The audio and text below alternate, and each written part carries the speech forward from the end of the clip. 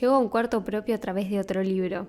Mi hermana tenía 12 años cuando con sus ahorros me regaló Virginia Woolf en su diario, de Victoria Ocampo. La primera hoja decía con lapicera: Martu, la verdad es que vi este libro y lo primero que pensé fue en regalártelo. Te amo, Morita. Me llevó un tiempo agarrarlo. Cuando lo hice, como pasa con muchos de los mejores libros, me abrió otra puerta y a otra y a otra. A Victoria Ocampo una vez le preguntaron cómo era Virginia Woolf. Victoria lo responde con ese libro. Cuando Victoria escribe sobre los diarios de Virginia Woolf, habla de las cartas que ellas se reenviaron porque eran amigas y estuvieron un poco interrumpidas por la Segunda Guerra Mundial. En las últimas páginas, Victoria escribe: 4 días antes de su muerte, en Brighton, donde tomó el té, mira todavía con gusto un sombrero bonito sobre una cabeza bonita. Se aferra al mundo exterior, quiere evadirse de sí misma. No quiero introspección, se empeña en observar, pero ahí observa también su desaliento. Si pudiera servir para algo todo esto, piensa, desesperadamente se inventa distracciones, programas. ¿Qué tal si comprara una entrada al museo y fuese diariamente en bicicleta a leer historias? ¿Qué tal si eligiera una figura destacada de época y escribiera en torno? Lo esencial es estar ocupada. Se siente acorralada por una idea fija. Busca una salida. Entre los muros de una cárcel, las presas ociosas con ocio impuesto buscan afanosamente un trabajo cualquiera, pues saben por instinto que ocuparse es lo esencial para mantener el ánimo y para soportar el tiempo, que bajo los cerrojos tienen gusto a infinito. Los que privan a las presas de ocupación lo saben también. Limpiemos el piso, lavemos los platos, hagamos las camas, vaciemos los baldes de desperdicios, contemos hasta 100, hasta 1000, hasta 10.000, si hace falta para poder dormir de cansancio en la oscuridad que aumenta el desvelo. ¿Cómo se comprende esta simple anotación de Virginia 4 días antes del fin? Y ahora con algún placer descubro que son las 7. Tengo que hacer la comida. La presa encuentra por fin una ocupación. Le pregunté a algunas mujeres la importancia en su vida de un cuarto propio y la libertad que confiere la independencia económica.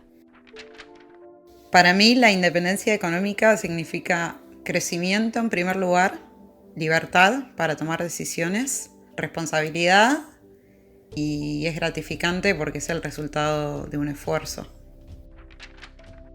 Bueno, el cuarto propio de Virginia Woolf fue una revelación dramática para mí, sobre todo porque yo venía trabajando algunos conceptos con Tato Pavlovsky. En ese tiempo él vivía y yo estudiaba con él, y había algo que Pavlovsky había dicho que me había conmovido mucho, que es que él había podido estudiar porque tenía proteínas en el cuerpo. Lo había dicho como médico y lo estaba asumiendo como intelectual. Hay algo conmovedor de lo que dice Virginia Woolf respecto de la escritura, que es todo lo que queda fuera de no tener un cuarto propio y de las condiciones que tiene que buscar una mujer para poder escribir. Luego la descubrí a ella como dramaturga, y realmente la tesis de Victoria Ocampo sobre que la escritura de Virginia Woolf guardaba y también dejaba fuera que su gran amor había sido Shakespeare fue también revelador. Entonces el cuarto propio para mí tiene una escena de la multiplicidad que para mí representa su escritura. La independencia económica es la base a partir de la cual uno puede crear ese cuarto propio del cual habla Virginia a lo largo del ensayo, que es la lucha por la independencia, que es la conquista de un espacio íntimo.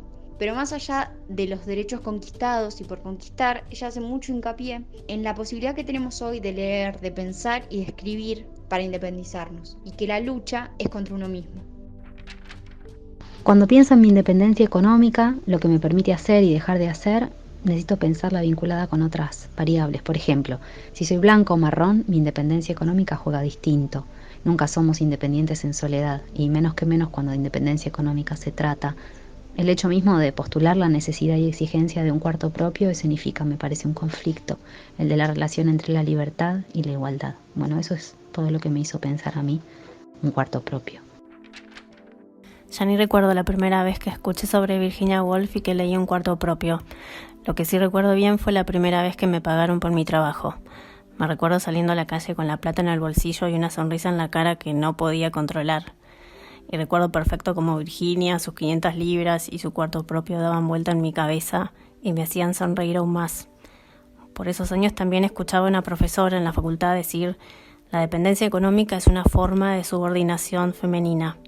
Y Virginia otra vez: tener independencia económica es eso para mí, tener capacidad de acción en un mundo que hasta hace algunos años nos educaba para la pasividad, y es también tener una sonrisa en la cara. Después me acordé que tenía un cuarto propio en mi biblioteca y lo busqué. Nunca supe de dónde salió ese libro. Incluso encontré un sello extraño que dice Biblioteca Católica y está medio borrado. Nunca visité una, así que supongo que eso va a seguir siendo un misterio. En fin, a Virginia le piden que brinde una conferencia sobre mujeres y la novela. Ella dice que podría hacer algún repaso por algunas autoras como Jane Austen, Gaskell, Bronte, pero advierte que hay un inconveniente fatal, que es que no podía llegar a una conclusión sobre esos escritos, sino ofrecer una opinión sobre un punto que para ella no es menor, que es que para poder escribir, una mujer debe tener dinero y un cuarto propio. Por eso para Virginia la mujer y la novela siguen siendo un problema irresuelto. Hasta principios del siglo XIX tener un cuarto propio o una habitación a prueba de ruidos era inconcebible para cualquier mujer, a menos que sus padres fueran excepcionalmente ricos o muy nobles. Virginia repasa la historia, llega hasta el siglo XIX y se da cuenta de que, salvo algunas excepciones, la gran mayoría de las mujeres había escrito solo novelas, y había un impulso hacia la poesía, en una época en la que si una mujer escribía tenía que hacerlo en una sala de estar compartida, donde podían interrumpirla además. Y su entrenamiento tenía que ver con lo que pasaba en la vida de ese living, los sentimientos de las personas con las que convivía, los vínculos humanos, las historias familiares.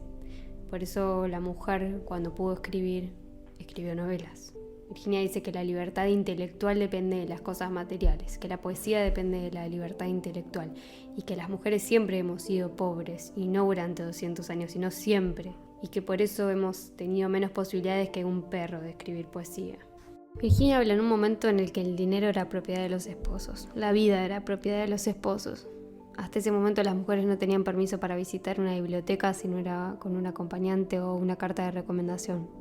Las mujeres tenían que ocuparse de criar hijos y más hijos y más hijos. Una pregunta que se hace en el libro es ¿por qué las mujeres somos pobres? Y piensa en qué efectos produce en la mente esa pobreza. En un momento del Congreso, Virginia confiesa que su tía, Mary Benton, murió en Bombay al caerse de su caballo mientras estaba paseando. La noticia de la herencia le llegó una noche, más o menos al mismo tiempo en que se aprobó el acta que le concedía el voto a la mujer en Inglaterra. Y Virginia confiesa que para ella la más importante fue saber que iba a contar con 500 libras anuales por el resto de su vida. Hasta ese momento ella se había ganado la vida mendigando trabajos en algún diario, llenando sobres, leyendo para algunas señoras mayores, haciendo flores artificiales, enseñando el alfabeto a niños de jardín.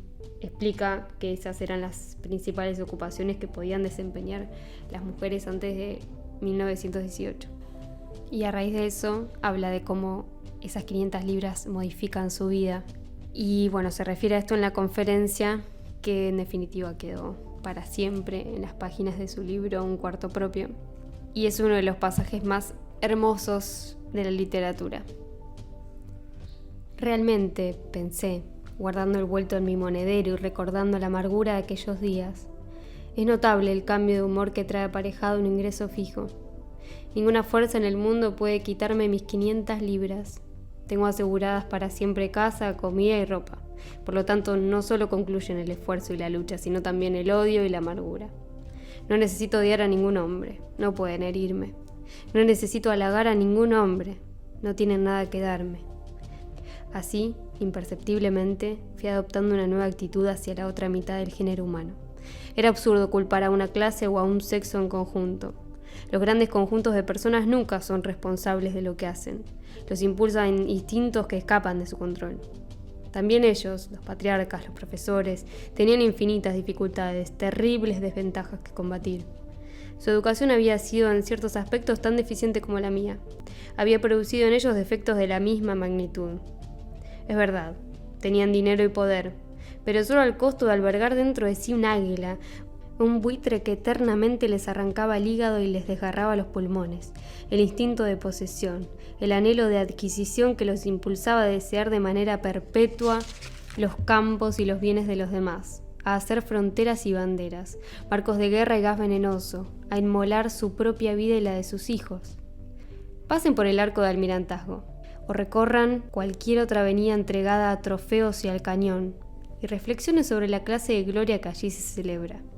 O vean, bajo el sol de primavera, al corredor de bolsa y al gran abogado encerrarse en algún edificio para hacer dinero y más dinero y más dinero, cuando es un hecho que 500 libras al año nos mantienen vivos al sol.